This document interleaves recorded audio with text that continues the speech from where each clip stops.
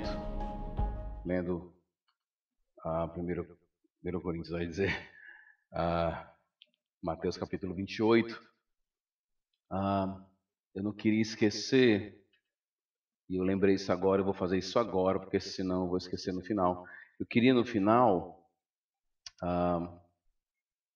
apresentar o que seria o resumo. Eu quero fazer uma leitura do resumo de tudo que eu falei aqui, tá?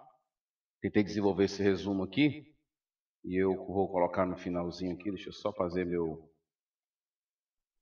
leitura aqui, e colocar o resumo no final para a gente então fechar a nossa noite, trazendo todos os ensinamentos em um resumo só, tá bom? Enquanto isso não chega, vamos então para o nosso texto, né? Mateus capítulo 28. O que a gente tem aprendido até agora? Temos aprendido que por trás da missão de fazer discípulos existem duas verdades maravilhosas. A verdade de que Deus se apresenta como aquele que domina sobre todas as coisas e como aquele que está presente conosco. Certamente a sua presença não é uma presença no sentido de estar do lado de alguém somente, mas evidentemente isso implica uma presença cuidadora, capacitadora, para que a missão que Ele está nos impondo seja devidamente realizada. Tá? E aí ele continua o texto dizendo assim: eu tenho que ir, tenho que ser ativo, eu tenho que batizar, introduzir essa pessoa em uma comunidade, em um povo. E versículo 20 ele vai dizer: ensinando-os a obedecer a tudo que eu lhes ordenei. Essa expressão me incomoda no sentido interpretativo, não no sentido de não aceitar a declaração, mas é no sentido de que, o que Cristo quer dizer com isso? Porque Ele não está dizendo para a gente assim, eu quero que vocês ensinem o que eu ensinei, só. Ele não está dizendo isso. A ordem dele é: fazer discípulos envolve não somente ensinar pessoas conteúdo, material, transferir informação, passar para uma outra pessoa informação. O que ele está dizendo é que você tem que ensinar essas pessoas a obedecer. Não é ensinar conteúdo X, conteúdo Y. É evidentemente que no processo ele vai dizer. Tanto é que os discípulos não são nossos, é dele, porque o ensino é dele. Ele vai dizer, ensinando a obedecer tudo o que eu lhes ordenei. Então é preciso que você entenda o que Cristo ensinou, mas o que Cristo está dizendo que não é só você aprendeu de mim, agora você passe para outra pessoa. Ele não está dizendo isso. Você aprendeu de mim, e agora eu quero que você ensine essa pessoa não somente o que você aprendeu de mim. Eu quero que você ensine essa pessoa a obedecer. Entende a diferença entre ensinar um conteúdo e ensinar um comportamento? É bem diferente. Então, o que está sendo colocado aqui, evidentemente, não pode ser resumido somente a encontros onde eu simplesmente passo algum tipo de conteúdo para outra pessoa. O que Cristo quer é que você ensine essa pessoa a obedecer. O que pode implicar, e você vê isso claramente na vida do apóstolo Paulo, na vida da igreja, no livro de Atos, isso pode implicar que Cristo está esperando seus discípulos, que ao fazer discípulos, eu devo revelar Cristo em minha vida às pessoas. Mostrar às pessoas como é viver Cristo. Talvez o melhor elogio que a gente possa receber de alguém que é próximo de nós, que vive conosco, é: eu vejo Cristo em você. Não há ninguém mais próximo de Cristo do que você. Das pessoas que eu conheço, talvez quando eu penso em Cristo, a pessoa mais próxima que me vem à mente é o Senhor, é a Senhora, é você, é meu amado. Entendeu o ponto?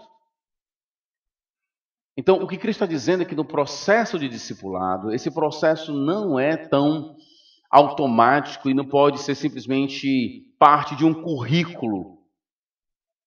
Entendeu? Você vai discipular fulano, você terão 15 encontros e vocês vão fazer as 15 lições. Pastor, você é crítico disso? Não, na minha igreja a gente faz isso. Entendeu? A gente usa material, entendeu? O pessoal se encontra, tem a lição. O meu ponto é que você não pode achar que isso é o que Cristo está dizendo aqui. Isso é importante, isso tem valor, mas o que ele está dizendo é que o ensino que ele está propondo aqui, e que nós devemos ser os autores, os agentes desse ensino, não é somente de conteúdo, como se tivesse uma lousazinha aqui. É uma caminhada juntos, onde as pessoas vão poder testemunhar a nossa obediência a Deus. E nós vamos ensinar essas pessoas a como viver a vida cristã. Por isso que é exigido algum tipo de proximidade, algum tipo de intimidade até, porque as pessoas vão poder testemunhar e ver como você, por exemplo, lida com seus filhos, como você resolve seus problemas financeiros, como você revela suas prioridades, como você lida com o seu trabalho. Eu me lembro quando eu me converti, eu não sei se esse é o seu caso, sua experiência, mas a minha experiência foi essa. Quando eu me converti, tinha um casal, 2 casais, que eu e minha namorada, hoje minha esposa, a gente acompanhava. Não teve um discipulado assim, formal, vamos encontrar dia tal lá. Não, a gente vivia na casa deles. E eu me lembro que era assim. Eu me converti assim em abril de 96. Em maio de 96, estava na casa deles, assim. Aí um desses irmãos começou a contar uma piada. Gente, vocês conhecem aquela piada tal? Aí eu já fiquei... Crente conta piada. Aí fiquei, entendeu aquela coisa? Crente conta piada. E ele contou uma piada, a gente começou a rir, brincar e tal. Aí tudo e muito do que eles me ensinaram, eles não falaram. Eles só estavam vivendo a vida deles. A forma como eles educavam os filhos dele até hoje chega em mim como eu educo meus filhos. As escolhas.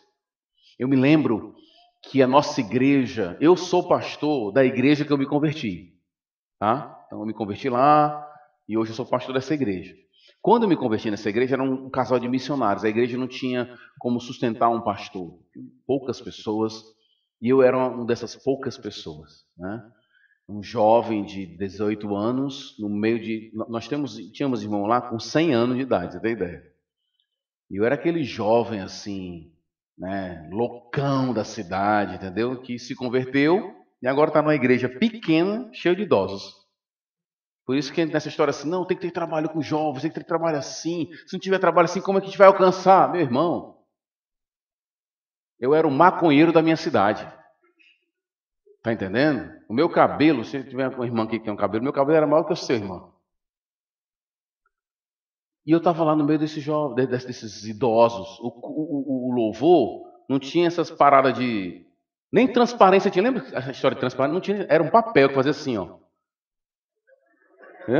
Igreja feia em termos estéticos, cheia de idosos, não tinha nenhum atrativo. Qual era o atrativo? Jesus. Era Jesus Cristo o atrativo. Esse era o atrativo. Então, assim, eu me lembro que, voltando para... Tudo isso para contar a realidade dessa igreja pequena e dessa família muito simples. E eu me lembro de um Natal, que eles falaram, irmão Rômulo, você não quer vir para nossa casa, não? Eu vou. Gente, foi um dos melhores feriados, melhores tempos que eu tive na minha vida. Eu era novo convertido, a gente foi para lá, tudo extremamente simples. Eles moravam numa casa de 3 cômodos, extremamente quente. Você saía pré-cozido da casa. E tudo quente, tudo. E aí eu me lembro que a irmã pegou uma vela, essas velas tradicionais para quando falta energia, colocou umas estrelinhas, colou assim. Eu não me lembro isso hoje. Era um frango assado, não era peru, não era chester. Não tinha aquela paradinha de subir, era só o frango assado.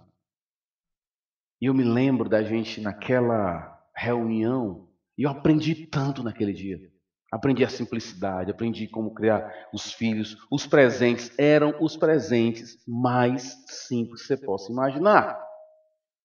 E eu me lembro da alegria das crianças recebendo os presentes. Aquilo era um discipulado. E não teve nem alguém abrindo assim um livro, mas eles estavam me ensinando o tempo todo, sem saber. sem ter consciência muitas vezes, a obedecer a Jesus.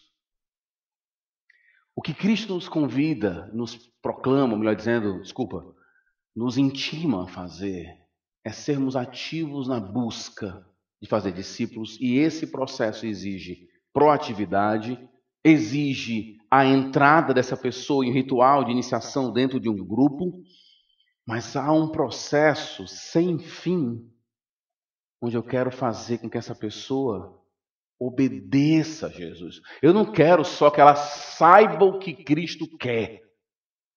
Eu quero ensinar ela a obedecer. Eu quero mostrar para ela que vale a pena. Eu quero mostrar para ela como é que a coisa funciona na prática. Como é que é isso aqui na prática? Como é que é ser crente na prática? E eu vivo aquilo. Aqueles 2 casais foram os meus discipuladores. Durante 1 ano, eu vivia na casa deles. Ia para lá, ia para outra casa, ia para outra. E ali eu vi eles disciplinando seus filhos fisicamente.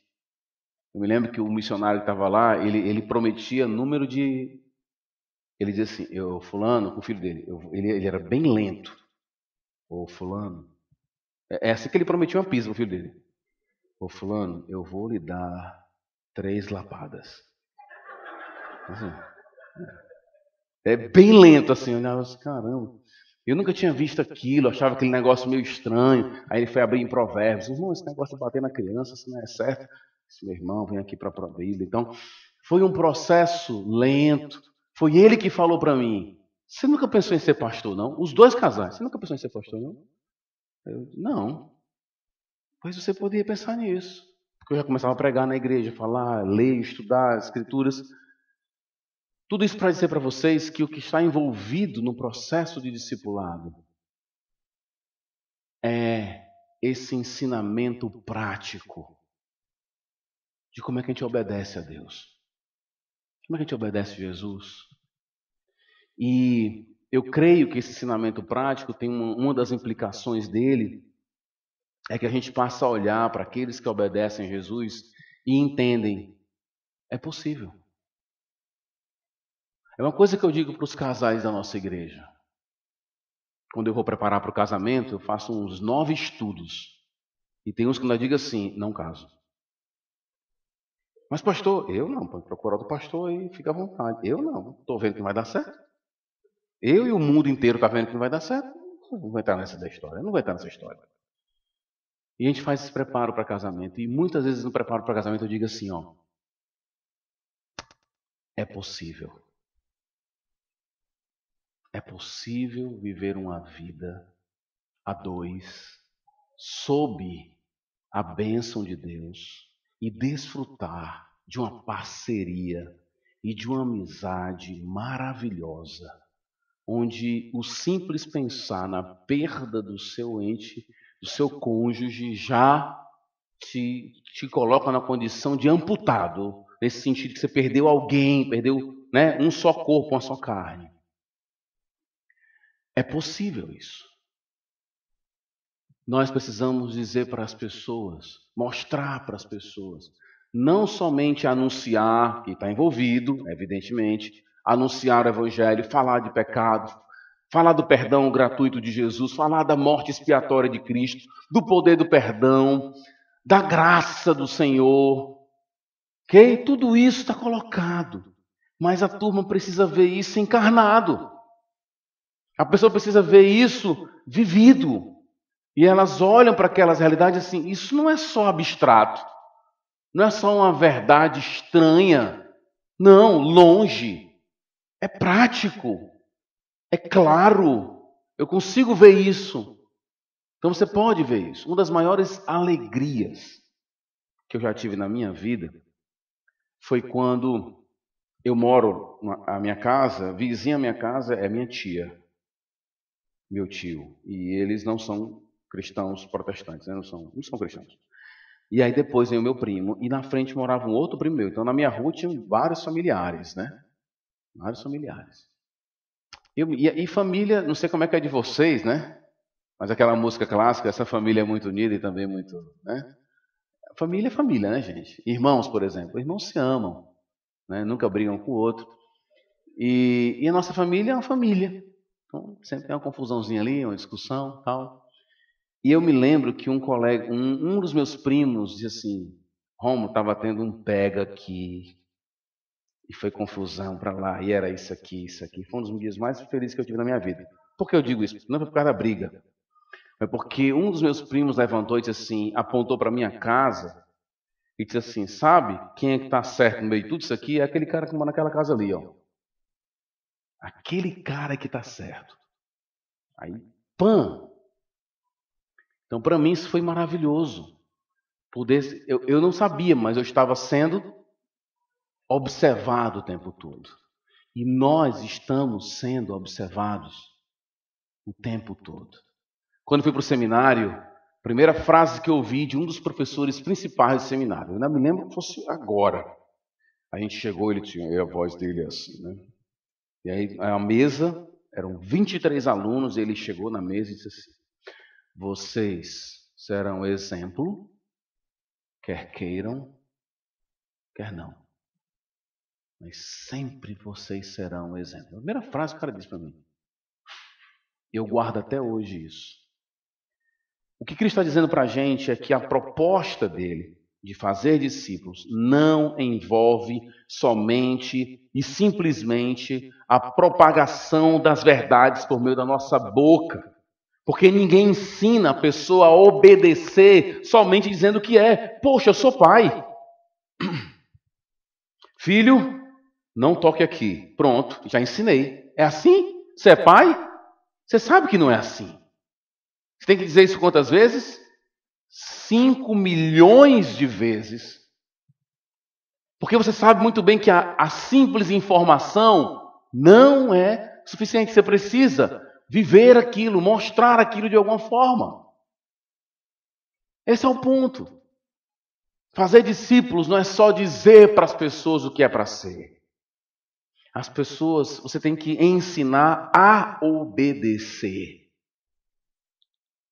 E ensinar a obedecer não é só dizer o que fazer, mas viver para que eles possam ver e entender e conectar as verdades faladas com as escolhas feitas, as verdades faladas com o comportamento escolhido, com as prioridades.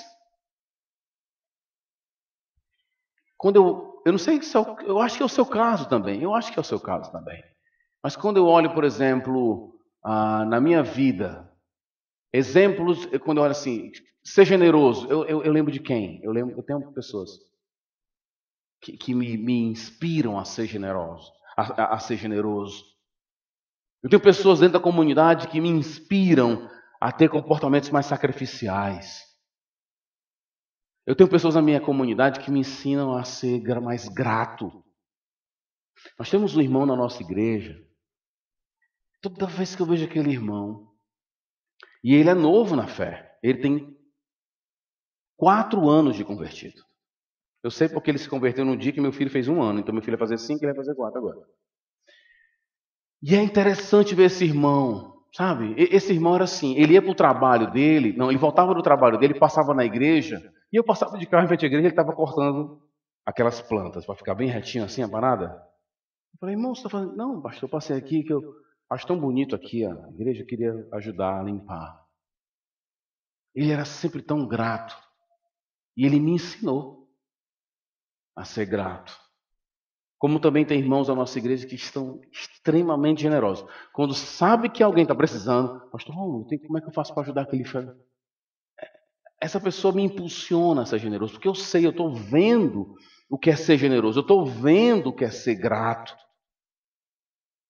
Então, esse discipulado é um tipo de dinâmica, esse tipo de ensinamento que Cristo tem em mente aqui, é um tipo de dinâmica que não pode ser paralisado, é algo orgânico que vai acontecendo por sua obediência também. É claro que isso inclui ensino. Eu não estou em nenhum momento aqui dizendo ou diminuindo nada sobre ensinamento, nada disso. Mas não pode ser só isso. Porque não é isso que está em mente aqui. Estão pensando que Deus é soberano sobre tudo, céus e terra. façam discípulos, e eu estarei convosco todos os dias. Como é que eu faço isso? Sendo ativo, indo atrás, introduzindo pessoas dentro da comunidade e ensinando essas pessoas, não somente pela fala, pelo discurso, mas eu quero ensinar elas a obedecer pela minha vida também. Então, pensando nisso, eu trouxe mais algumas aplicações. Segunda aplicação, porque a primeira foi no primeiro momento. O ser discípulo e o fazer discípulo deve ser um elemento onipresente em nossos projetos, alegrias, angústias, decepções, tristezas. É um valor que condiciona e julga nossos atos e aspirações. É determinante para nossa paz. Trata-se de um valor. Segundo Roger Scruton, um valor é algo que é tanto um fim quanto um meio. Visto assim, o discipulado e o discipular têm importância singular em nossas vidas. E nos diz muito sobre a natureza da igreja e da responsabilidade de cada membro da igreja. Como eu falei um momento com vocês aqui, eu fico pensando nos primeiros cristãos e como esses irmãos, lá no século 4 depois de Cristo, já tudo indica, por cálculos dos historiadores, mais de 20 milhões. Como é que isso aconteceu? Pessoas que entendiam o que é fazer discípulos. E sabe de uma coisa? Toda pessoa que ama alguma coisa faz isso. Toda pessoa que ama faz isso. Eu não sei como é que é aqui, mas na minha terra, futebol é um negócio sério. Quando eu digo sério, é assim, idolátrico mesmo, um negócio pesado. E eu gosto sempre de usar o futebol porque as pessoas se esforçam demais, você não tem ideia. Você não tem ideia. Por isso que eu tenho um amigo meu que diz assim, não tem ninguém desigrejado. Quem está no estádio está lá, tem louvor, né? Na hora do, quando faz o gol tem o louvor, tem as músicas. Eles se reúnem, tem a hora da oferta, que é a entrada, né? Então todo mundo tem que estar conectado em alguma coisa, ama alguma coisa e fala. Eu, na minha cidade, eu torço pelo Fortaleza, que hoje é o lanterna do campeonato, perdoe aí, né? Mas eu torço Fortaleza por causa do meu tio. E meu tio é assim, cara, era aquele tiozão, aquele cara, gente boa, todos os sobrinhos queriam estar perto, aquele cara que faz aquelas mágicas assim. Como é que é? Não é aquele tio assim, você sabia que eu vou arrancar meu dedo aqui? Tio? Então ele fazia mágica, ele fazia brincadeiras, e ele dava pra gente, vou te dar uma camisa do Fortaleza. Então ninguém conseguia não ser Fortaleza. Pelo amor que ele tinha Fortaleza. É assim que você faz com tudo que você gosta. Quando você gosta de alguma coisa, você passa para outras pessoas. Se você comprou um carro legal e você gosta, você fala, gente, esse carro aqui é muito legal. Você faz discípulos o tempo todo daquilo que você gosta. Por que não de Jesus? Entendeu? Isso diz muito de onde está o nosso coração. Fazer discípulos diz respeito a tudo em nós. A nossa paz está ligada a isso, as nossas tristezas estão ligadas a isso, as nossas decepções e angústias e alegrias estão conectadas a fazer discípulo. É a nossa missão. Já pensou nessa palavra? Qual é a sua missão? Qual é o seu papel? Eu trabalho com meus filhos desde pequeno, desde novo. Filho, Deus te criou de uma forma tal. E Ele te deu habilidades, Ele te deu condições tal que Ele tem algo para você. Procure saber o que Ele quer. Agora, dentro de tudo isso, o mais importante é ter Deus na sua vida. Nós temos uma missão. Então, o nosso sucesso, vamos colocar essa palavra aqui entre mil aspas, que é uma palavra já desgastada, mas o nosso sucesso está conectado à nossa missão. Eu tenho uma missão: fazer discípulos. E essa missão deveria ser um comportamento natural. Uma vez que aquele que eu vou falar, de quem eu vou falar, é o Senhor soberano, está comigo o tempo todo. E aquele que eu tenho acima de tudo e todos. Então, como assim eu vou me calar? Como assim eu não vou fazer nada? É estranho isso. É muito esquisito esse negócio. Não, a pessoa fala de tudo. Mas quando é falar de Cristo, não, pastor, eu tenho dificuldade de falar de Jesus porque é muito complicado a Bíblia. Não, é não. Não é não. Na nossa igreja tinha um senhor que ele morreu com 103 anos. E ele não sabia ler. Eu me lembro quando eu era novo convertido, eu ia para a igreja, ele ficava, às vezes eu ficava do lado dele, aí vamos abrir nossas Bíblias para o livro tal. Ele pegava a Bíblia de cabeça para baixo, assim. Aí eu disse, irmão, tá ao contrário aqui. Virava para ele assim. Mas se você chegasse para ele, ele falava de Jesus para você. Então como é que você vai dizer que não pode falar de Jesus?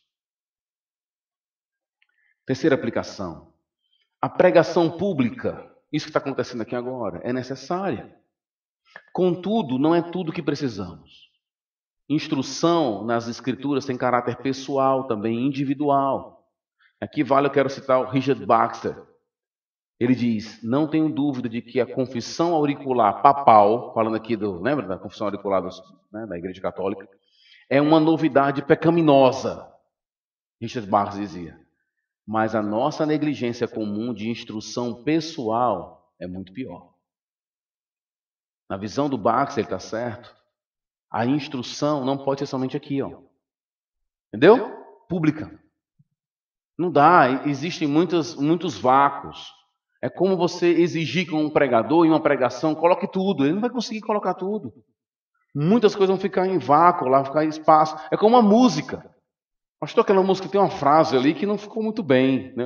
Eu me lembro que uma vez o irmão estava criticando a música e aquela frase está muito estranha. Eu disse, irmão, é um salmo. É um salmo. Agora você quer que o salmo diga tudo? O salmo não vai dizer, meu irmão. Entendeu? O salmo não vai dizer. A pregação não vai dizer tudo. Existem vácuos que têm que ser preenchidos.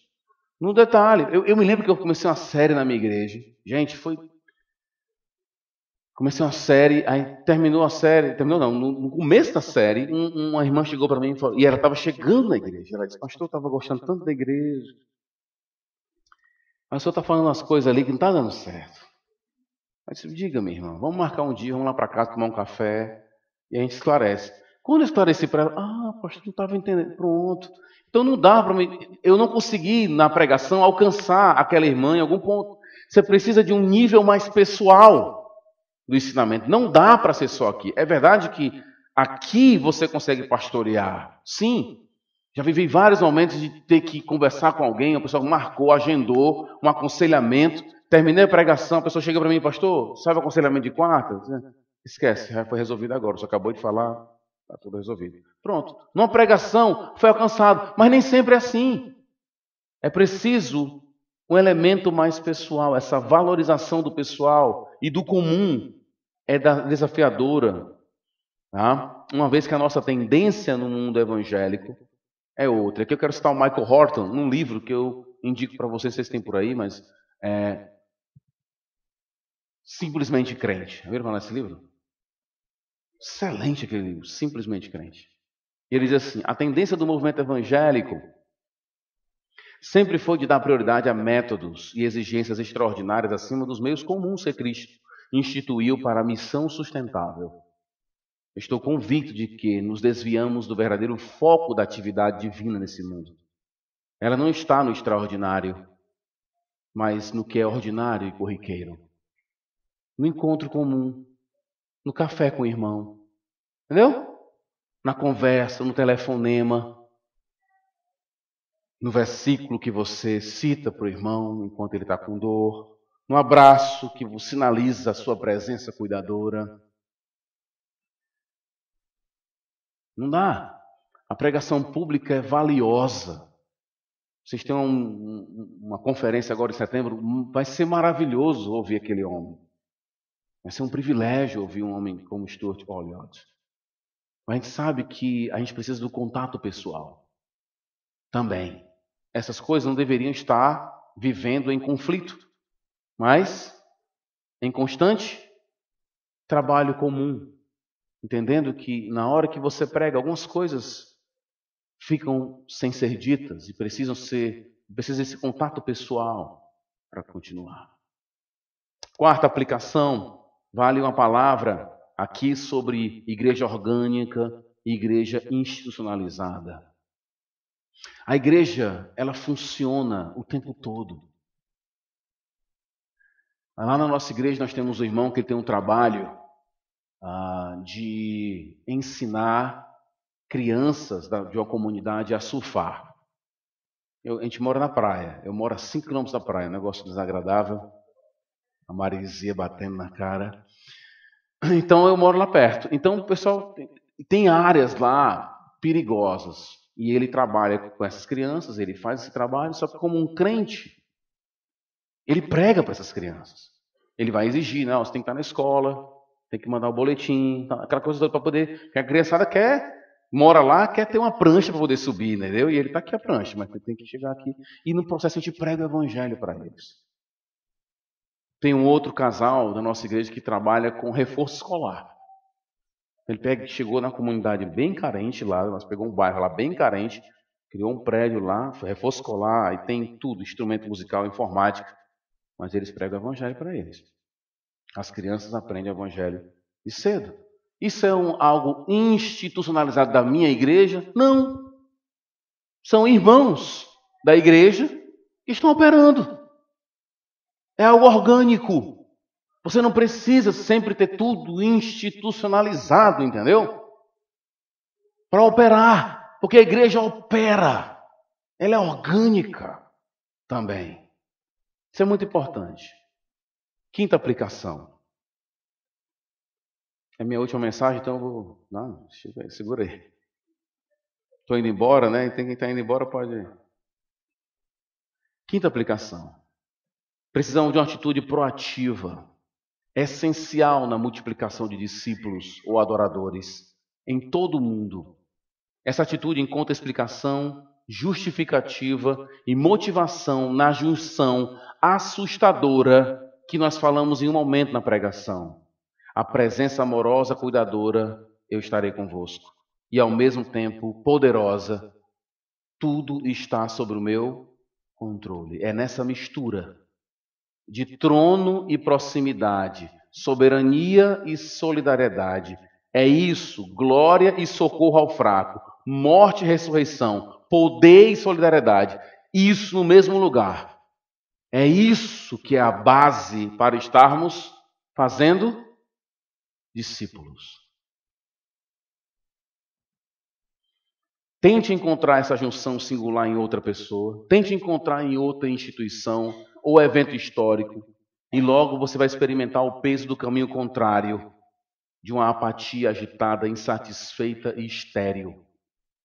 As palavras de poder transformador do Evangelho rapidamente serão substituídas por reclamação, por protesto, acusação, somente melhorias locais, a velha cidade decaída dos homens. Se você esquecer de pregar o Evangelho, você pode até ter encontros interessantes, mas você não vai experimentar a novidade que só no Evangelho você pode encontrar. Novidade de alma, restauração de alma. Sexta aplicação. Ensinar não é somente apresentar as verdades, mas vivê-las para que as pessoas possam ver. Cuidado com o legalismo. Cuidado com o legalismo. Legalismo é um negócio ruim. Legalismo não é só você achar que você pode ser salvo por algum tipo de obra. Legalismo é quando você impõe seu gosto pessoal e transforma seu gosto pessoal em lei divina. Tem muita gente que é assim. Ai, pastor, mas Deus é contra isso, né? Aí você diz assim, aonde? Onde é que está na Bíblia? Não, sim. Onde é que está na Escritura? Não tem, é só seu gosto. Quantas vezes você tem que escutar pregações do tipo, crente que é crente não faz isso. É quando você vai dizer o isso. Onde é que ele tirou essa história do crente que não faz? Esse isso aí que ele colocou. É o quê? É um gosto pessoal. A gente tem que pregar Jesus para as pessoas. E olha como o Evangelho ele tem assim uma natureza meio que elástica. Olha o que Paulo fala em 1 Coríntios capítulo 9. Para com os que estavam debaixo da lei, eu me comportava como se estivesse debaixo da lei. Para os que estavam sem lei, e evidentemente a referência à lei mosaica, eu me comportava sem lei. Não que eu não tivesse sem lei, eu estava sob a lei de Cristo. Então, Paulo tinha esse comportamento meio camaleônico, né? De mudar, de ter comportamento X e Y, porque o Evangelho permitia isso. E isso não é relativismo, porque ele fazia tudo isso, ele vai dizer, e eu faço tudo. Como um atleta que esmurra o próprio corpo, ele não diz isso? Eu faço tudo pelo Evangelho. E esse tudo incluía esses comportamentos de Paulo camaleônicos, entendeu? Onde ele mudava muitas vezes, porque o Evangelho permitia isso. E às vezes a gente transforma o Evangelho numa coisa bem reduzida, assim. Coloca méritos no Evangelho que não são do Evangelho. É só o nosso gosto. É só o nosso jeitão. É porque a gente não gosta de algumas coisas e a gente quer que todo mundo não goste. E a gente coloca o selo divino em cima que atrapalha o Evangelho. Eu fico pensando em Paulo. O cara não come a carne, eu não como. O cara come, eu como. Por quê, Paulo? Porque isso não é o reino de Deus. Então eu me adapto. Eu não fico brigando por isso. Eu me limito. Eu não sou uma pessoa sem foco. Eu sou como um atleta. Eu não sou como aquele que esmurra o ar. Ele vai dizer, não é isso? Eu sei o que eu estou fazendo. Tudo que eu faço é por amor ao Evangelho. E esse Evangelho, ele é elástico, ao ponto de caber vários comportamentos. Então, muito cuidado no processo de ensinar, para não ensinar o seu gosto pessoal, o seu jeitão.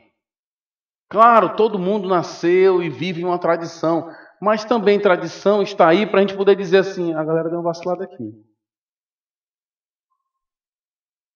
Porque se todo mundo realmente se identifica com os reformadores, eles foram reformadores. Ou seja, eles entenderam que a igreja tem que passar por processo de mudança. Faz parte. E muitas vezes a gente confunde nosso gosto, nossa tradição com o Evangelho. Não é Evangelho. Gente, às vezes as pessoas estão discutindo o que não é para discutir. Dica básica de evangelismo aqui. Você está evangelizando a pessoa e ela diz assim, mas a tua igreja pode fazer isso? Cara, ele está querendo desviar o assunto. Eu não vou falar isso. Por que importa para você? O importante é seguir a Cristo. Aí quando você está evangelizando, as pessoas vão sempre querer falar algo fora do evangelho. E se você não ficar atento, você vai entrar na armadilha. E vai se ver discutindo igreja. Entendeu? Lá na minha igreja é assim, lá na minha igreja é assado. Aí quando você está fazendo propaganda da sua igreja. Entendeu? E a pessoa está só fazendo o quê? Mudando de endereço. Só isso. E o ponto é falar de Jesus para essa pessoa. Ela precisa ouvir do evangelho, do perdão dos pecados, entendeu? E aí eu me perco. Eu me lembro do meu tio, eu passando assim, reunião de família, ele dizendo assim, ele bebendo e querendo justificar a vida dele, né? E Jesus multiplicou a água transformou a água em vinho. Aí eu olhei para ele assim, eu não sabia que o senhor se importava com Jesus. O senhor se importa com Jesus? Que bom ouvir isso do Senhor. Não, entenda. Não, você está falando de Jesus, né? Então as pessoas vão querer sempre desviar, falar de igreja. Lá na tua igreja tem dízimo, esse negócio de dízimo lá na tua igreja? Não importa. Não é só para discutir com a pessoa. Lá na tua igreja eu posso ir de cabelo azul? Eu vou discutir isso. Eu não vou discutir isso. Porque isso não é o ponto. As pessoas vão sempre tentar levar a gente para um caminho contrário. Se na tua igreja lá eu posso fazer isso? Querido, o meu ponto não é esse com você. As pessoas vão estar sempre querendo sair. E nós somos chamados a ensinar as verdades eternas sobre Jesus para as pessoas. Nem sempre é fácil. Eu me lembro que eu fui evangelizar uma vez, casa em casa. Numa região praiana também, mais longe da capital. O irmão estava iniciando o trabalho, eu fui lá. E eu me lembro que desculpa os adolescentes, tá? Eu vou falar agora da adolescência. O adolescente fica muito chateadinho comigo. Eu estou indo embora para casa também não estou nem aí, né? Vamos lá. Aí eu estava pregando na rua, aí a gente bateu na casa, aí tinha um adolescente. Aí o irmão que estava comigo começou a pregar. Olha, a gente queria falar de Deus com você e tal, não sei o que, aquela coisa toda. E a menina só assim, ó. Aquela cara assim de adolescente, né? Eu só calado aqui, né? E eu disse assim, não importa, né? Não tem valor. Ela, não faz diferença, né? Ela, não. Deus, não ter Deus, evangelho, igreja. Eu disse para ela, eu entendo isso aí. Fala um pouquinho da tua vida para mim. Você mora aqui há muito tempo? Comecei a ouvir aquela pessoa. É uma das coisas que eu mais peço para quem vai evangelizar na igreja. Não chegue logo falando. Escute. Porque na hora que ela começa a falar, ela vai dar sinais da alma. Às vezes tem alguém ali com uma crise de ansiedade. Às vezes é alguém que tem uma crise existencial. Às vezes é alguém que tem uma crise. Tem algum sinal que ela vai dar e você vai, chegar com o evangelho lá. Ela vai dar algum sinal de carência, onde só o evangelho pode chegar. Mas você tem que olhar não como alguém que você vai conquistar, porque o discípulo não é seu. Mas alguém que você vai cuidar, porque aquela menina de olhar chatinho era uma alma carente. E a gente tinha que saber como chegar nela. Ensinando a obedecer tudo que eu tenho ensinado. Eu quero terminar com um resumo de tudo que eu falei para vocês nessas 10 mensagens. Vou ler, tá? Aquele que se propõe a sentir a poeira dos pés de Jesus em seu rosto, dá o primeiro passo somente depois de uma reflexão avaliativa, onde a identidade de quem vai à frente é considerada. O resultado é que tudo passa a ser visto através de Cristo. Lucas capítulo 14. O mediador de toda a realidade. Ao se ver em Cristo, o discípulo não se assusta com as perseguições, antes as espera. E o seu consolo não vem de promessa de uma vida fácil, mas da garantia de que não se calará diante de ninguém, nem mesmo das maiores autoridades. A capacidade dada pelo Espírito de proclamar o consola, porque ele se vê em e como Cristo, o canal de bênção de Deus que anunciou a chegada do reino. O reino que anuncia, contudo, é diferente. Seu rei é servo. Ele não tem onde reclinar a cabeça. Aquele que o precedeu, João Batista, né, e preparou o caminho, não se vestia como os que estão nas casas dos reis. E os cidadãos do reino não foram chamados a exercer poder em um cargo de poder, mas para servir como seu Senhor, lavando os pés e dando suas vidas pelos outros, enquanto ensinam a viver a vida que Cristo teve. Que essas verdades possam chegar com poder em cada um de nós. Vamos orar. Obrigado, Deus. Obrigado por esses encontros que tivemos. 10 momentos em que paramos para ouvir a Tua palavra sobre o que significa te seguir Teu Filho e anunciar Teu reino. Obrigado por essa igreja, obrigado por esse ministério, por todos que oraram por esse tempo, por todos que estão orando agora por esse momento. Obrigado por levantar pessoas que amam a Tua palavra, que querem ver a Tua palavra sendo respeitada, anunciada.